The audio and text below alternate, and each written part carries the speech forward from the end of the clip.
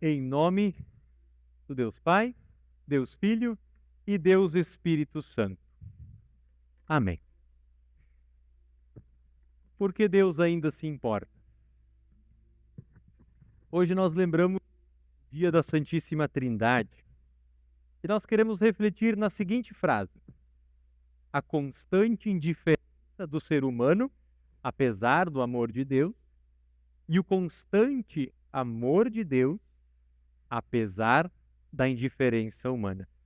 E vejam como Deus dirige as coisas para que, no dia em que celebramos a Santíssima Trindade, também podemos celebrar a obra dessa Santíssima Trindade através do sacramento do Santo Batismo. Esta frase, essa pergunta, por que Deus ainda se importa, está baseado no versículo 4 do Salmo 8, que diz: o que é o ser humano para que Deus se importe? Vamos utilizar duas perguntas para nortear a nossa reflexão. Por que Deus ainda se importa e por que Deus ainda está conosco? Mas antes de respondermos a essas perguntas, vamos refletir sobre o texto do Evangelho de Mateus, no capítulo 28, os versículos 16 a 20, talvez um dos textos mais usados em um contexto de missão. Aqui em Mateus 28, nós encontramos o conhecidíssimo versículo que diz, em uma versão mais antiga de nossas Bíblias, uma tradução mais antiga: ide e fazei discípulos de todas as nações, batizando-os em nome do Pai, do Filho e do Espírito Santo. Mas antes de chegarmos a este versículo, antes de olharmos o que quer dizer batizar em nome do Pai, do Filho e do Espírito Santo, precisamos olhar para o contexto aqui de Mateus 28. Jesus havia ressuscitado e havia mandado os seus discípulos o encontrarem na Galileia. Ele não disse exatamente onde, mas os discípulos sabiam onde eles deveriam ir. Jesus havia passado 40 dias caminhando entre as pessoas após a sua ressurreição. Mais de 400 pessoas o viram ressuscitado, mas alguns ainda duvidaram quando viram Jesus.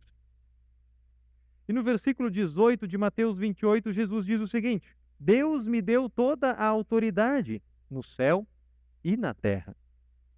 Nós confessamos no segundo artigo do credo que Jesus é o verdadeiro Filho de Deus.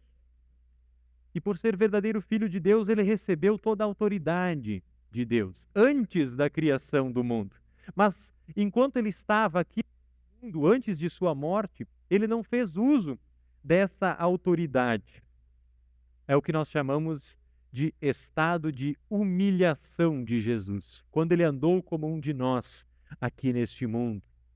Mas depois da sua ressurreição, Jesus faz uso de todos os atributos divinos, os quais ele já tinha, mas não usava antes da sua ressurreição. Agora, depois da ressurreição, Jesus está no que nós chamamos de estado de exaltação. Jesus usa todos os seus atributos e ele chama os seus discípulos e dá uma ordem: vão fazer discípulos de todas as nações. A ordem aqui é discipular todos os povos. Fazer discípulos é fazer alunos de Jesus.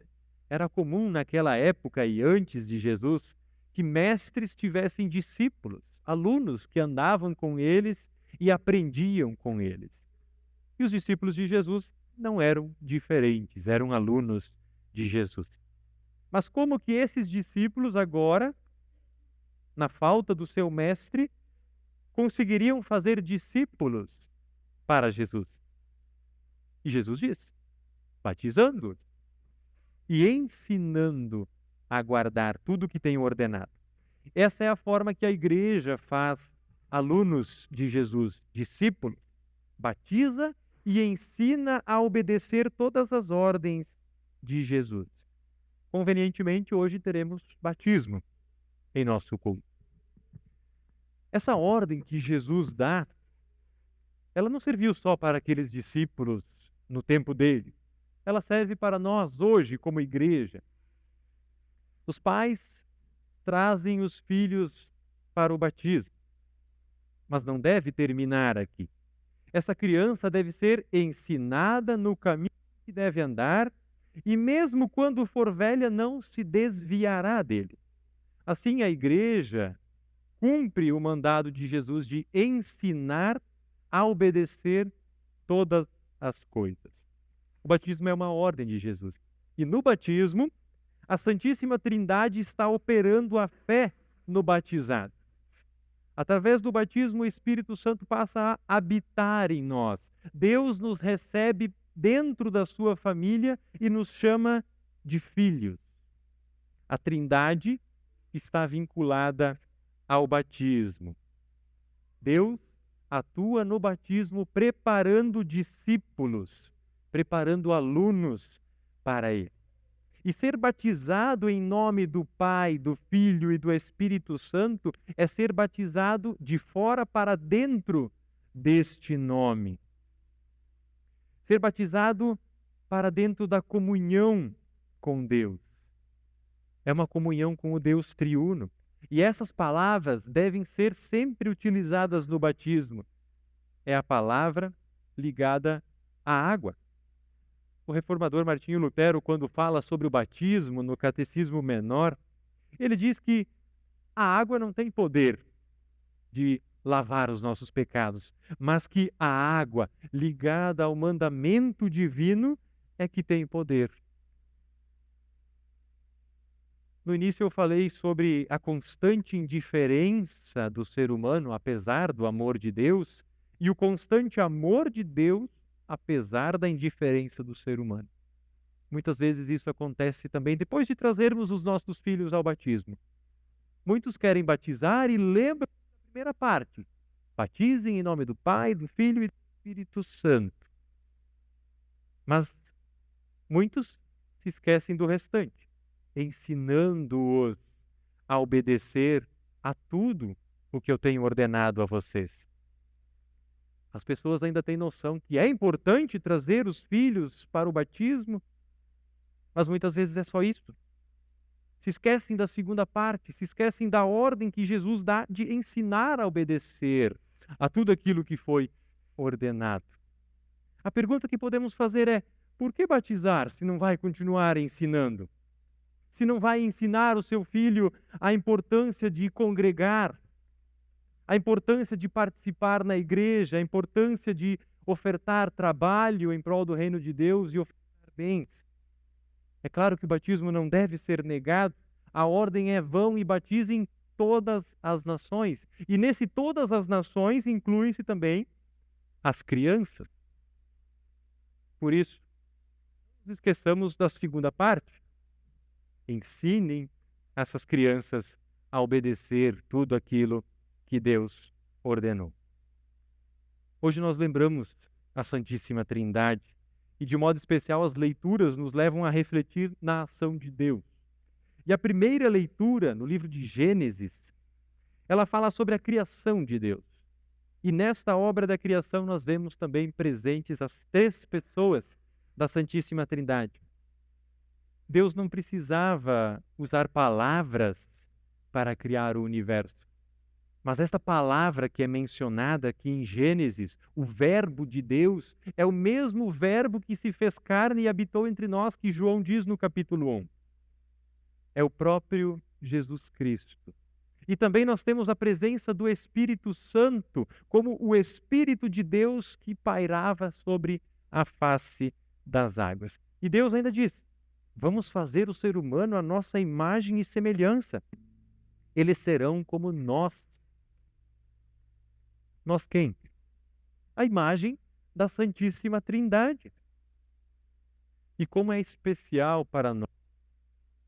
E fomos formados à imagem e semelhança. Que privilégio que nós, seres humanos, temos diante de todas as outras criaturas, de termos criados e abençoados por Deus para o serviço de Deus neste mundo ao próximo.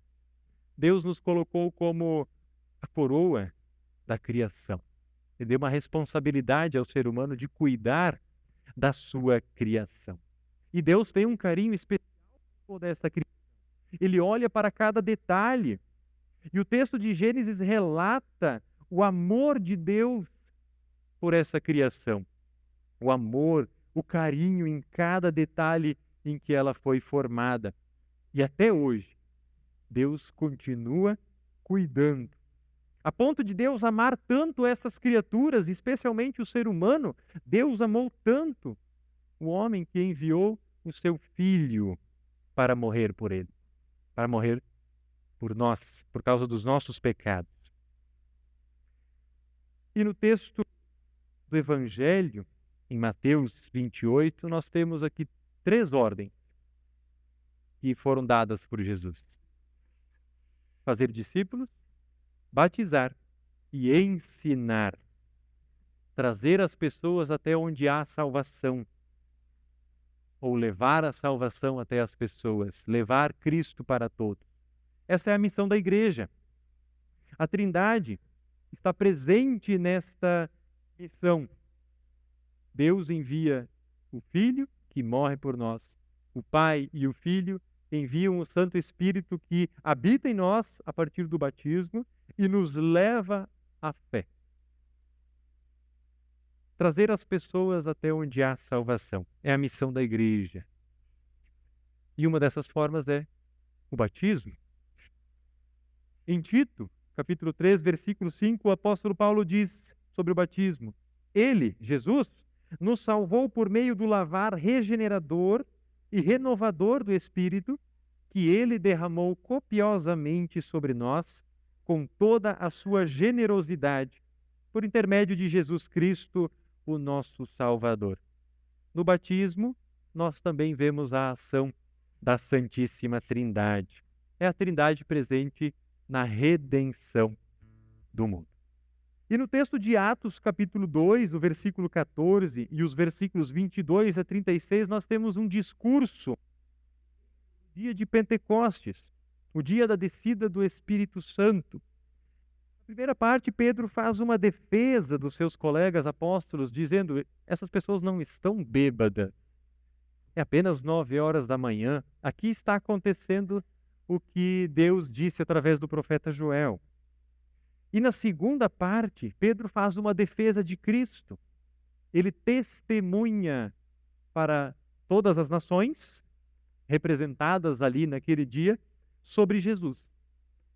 E esse é o resultado da missão, o testemunho. Pedro testemunhou aquilo que Jesus fez. E ele ainda menciona Davi, dizendo que Davi havia dito que Jesus não seria abandonado, o seu corpo não apodreceria na sepultura. E esse Jesus, Deus ressuscitou. E Pedro diz: nós somos testemunhas disso. Pedro é um dos 12 que seguia Jesus, um dos 12 alunos de Jesus. E agora que Jesus enviou sobre eles o Espírito Santo, ele testemunha para outros. E o apóstolo Pedro faz uma pregação de lei e evangelho aqui de maneira equilibrada. Primeiro ele diz: vocês mataram Jesus. Ele está se dirigindo aos judeus.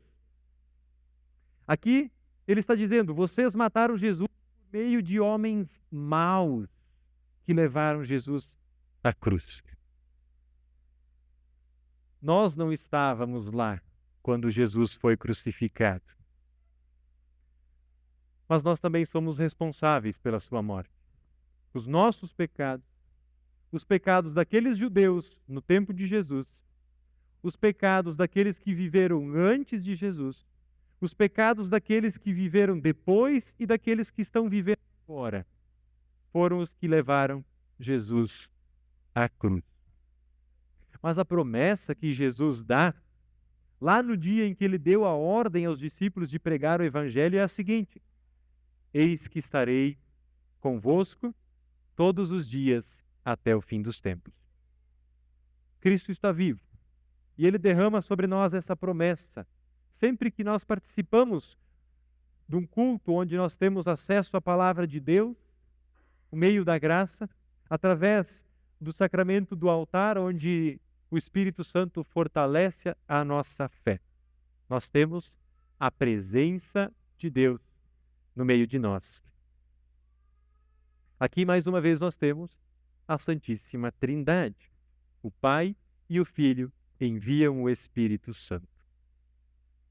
Mas a pergunta é: por que Deus ainda se importa? Por que Deus está conosco?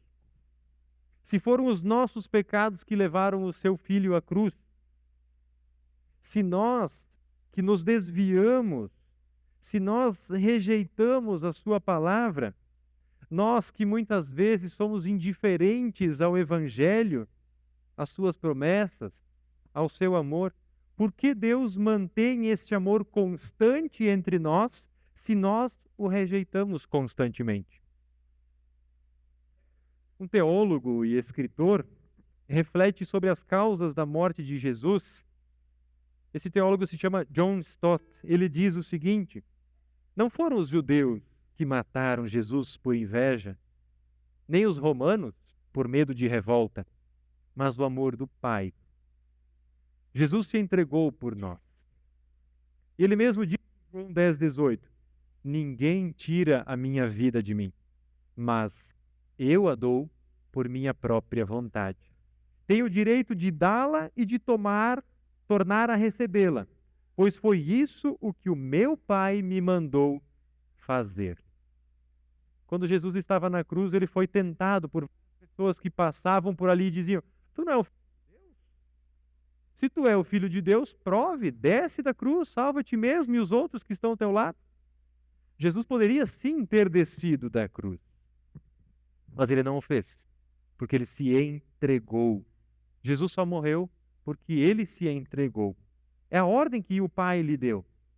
Na noite antes de ser entregue, Jesus faz uma oração onde diz: Pai, se possível, afasta de mim esse cálice, mas que não seja feita a minha vontade, mas a tua.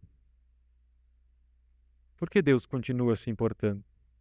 Por que Ele continua conosco, apesar da nossa insistente rejeição? 1 João 4,8 responde: porque Deus é amor. É o amor de Deus por nós que faz com que Ele não nos abandone, com que Ele continue se importando conosco. O amor de Deus é infinito, o amor de Deus é abrangente, Ele integra todas as coisas. Ele não apenas ama os seres humanos, mas Ele também ama toda a criação, toda a forma de vida. E esse amor incondicional de Deus é um reflexo de sua natureza divina. E esse amor é a fonte da bondade e da misericórdia de Deus. Não é algo que Deus viu em nós, não é algo de bom que Ele possa ter visto em nós que o faz nos amar tanto.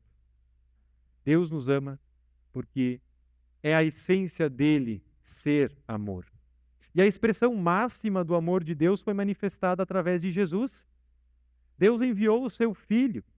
João 3,16 diz: Deus amou tanto o mundo que deu o seu Filho, para que todo aquele que nele crê não pereça, mas tenha vida eterna. Jesus é o sacrifício supremo, perfeito, que paga o preço dos nossos pecados. Esse é o amor sacrificial, que se entrega em prol do outro. E esse amor demonstra a extensão do amor de Deus por nós. Por meio do sacrifício de Jesus, nós também podemos nos reconciliar com Deus e experimentar o seu amor de forma pessoal, de forma transformadora. Nós não precisamos temer o castigo, pois o amor de Deus nos envolve e nos protege. Ele nos oferece perdão e a oportunidade de começar de novo, de sermos reconciliados com Ele. Esse amor de Deus é constante, é incondicional, não pede nada em troca, mesmo diante da indiferença e da rejeição humana. Ele se importa conosco, ele se importa com as nossas vidas, apesar de nossos pecados e falhas. Esse amor de Deus, demonstrado através de Cristo, pagou o preço pelos nossos pecados. E ele nos oferece o perdão e a oportunidade de nos reconciliarmos com Deus. O amor de Deus é infinito, abrangente e transformador. E nos convida a viver em comunhão com Ele, obedecendo às suas ordens e testemunhando o seu amor ao mundo. Que possamos reconhecer a grandeza desse amor e viver em resposta a Ele, sendo discípulos de Jesus, batizando e ensinando a obedecer tudo o que Ele nos ordenou. Pelo batismo, nós fomos inseridos na família da fé e recebemos a graça e o amor da Santíssima Trindade. Que possamos valorizar e viver de acordo com essa graça, buscando aprofundar a nossa comunhão com Deus e testemunhar o seu amor a todos ao nosso redor. Em nome do Pai, do Filho e do Espírito Santo. Amém. Que Deus nos abençoe e nos capacite a amar ao nosso próximo, assim como Ele nos amou. Amém.